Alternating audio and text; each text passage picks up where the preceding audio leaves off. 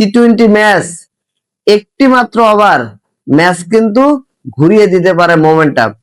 আসসালামু আলাইকুম, বিডিকে রাটার পক্ষ থেকে আমি রকি আছি আপনাদের সাথে। এই মুহূর্তে যারা আমার এই ভিডিওটি দেখছেন সবাইকে জানাচ্ছি আন্তরিক শুভেচ্ছা এবং অভিনন্দন। জিতে গেল হায়দ্রাবাদ কিং, হেরে গেল ইসলামাবাদ।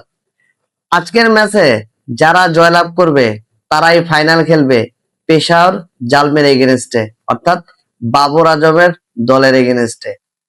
ম্যাচটা এত ডিপে চলে আসবে আসলে কেউ ভাবে নাই। দেখেন, আমি এই ম্যাচের পুরো বিষয় নিয়ে কথা বলবো না, জাস্ট লাস্টের 2টা ওভার নিয়ে কথা বলবো। লাস্টের 2টা ওভার ইসলামাবাদের দরকার হচ্ছে 28 রান, আর হায়দ্রাবাদের দরকার হচ্ছে এই 28 রানকে ডিফেন্স করা। 19তম ওভারে আনফরচুনেটলি 22 রান তুলে ফেলে ইসলামাবাদ, কিন্তু লাস্টের যে 6 বল মানে লাস্ট ওভারের দরকার ছিল 6 রান। বল করতে এলেন নাসিম শাহ। নাসিম শাহ 6টা বল এখনো চোখে লেগে আছে। নাসিম শাহ 20তম ওভারে বল করতে এলেন, প্রথম বল ডট, দ্বিতীয় বলে সিঙ্গেল, তৃতীয় বলে 5 মাস্টার স্ট্রাইকে গেলেন, তৃতীয় বলটাও ডট হলো। 4 নাম্বার বল 5 মাস্টার মারলেন, আউট হয়ে গেলেন, লং অফে ধরা পড়ে গেলেন। এরপর সমীকরণ দাঁড়ালো কি, 2 বলে প্রয়োজন 5 রান। ইমাদ ওয়াসিম নামলেন, ইমাদ ওয়াসিম একটি সিঙ্গেল রান নিলেন। তারপরে লাস্ট বলে সমীকরণ দাঁড়ালো 1 বলে 4 রান।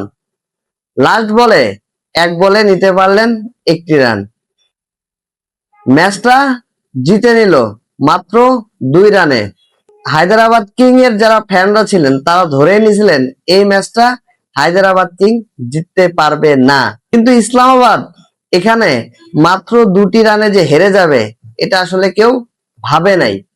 একটা কথা আছে, টি-20 ম্যাচ একটি মাত্র ওভার ম্যাচ কিন্তু ঘুরিয়ে দিতে পারে মোমেন্টাম। আজকের ম্যাচে সেই মোমেন্টাম আসলেই ঘুরে গেল।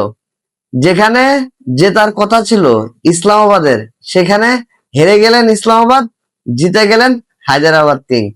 অতএব ফাইনাল ম্যাচে দেখা হচ্ছে পেশাওয়ার জালমির এগেনস্টে। ওই ফাইনাল ম্যাচে আপনারা জানেন পেশাওয়ার জালমির হয়ে খেলবেন বাংলাদেশের নাহিদ রানা। অলরেডি উনি পাকিস্তানে পৌঁছে গেছেন, প্রস্তুতিও নিচ্ছেন ফাইনালে খেলানোর জন্য। নাহিদ রানাকে পেশাওয়ার জালমি অনেক কাঠখড় পুড়িয়ে বাংলাদেশ থেকে উড়িয়ে নিয়ে গেছে পাকিস্তানে। এখন দেখার বিষয় ফাইনাল ম্যাচে কারা হবে পিএসএল 2026-এর চ্যাম্পিয়ন, কার হাতে উঠবে ট্রফি, সেটা দেখার অপেক্ষায় রইলাম। সবাই ভালো থাকবেন। বিডিকে টাটার পক্ষ থেকে আমি রকি আজকে বিদায় নিচ্ছি। আল্লাহ হাফেজ।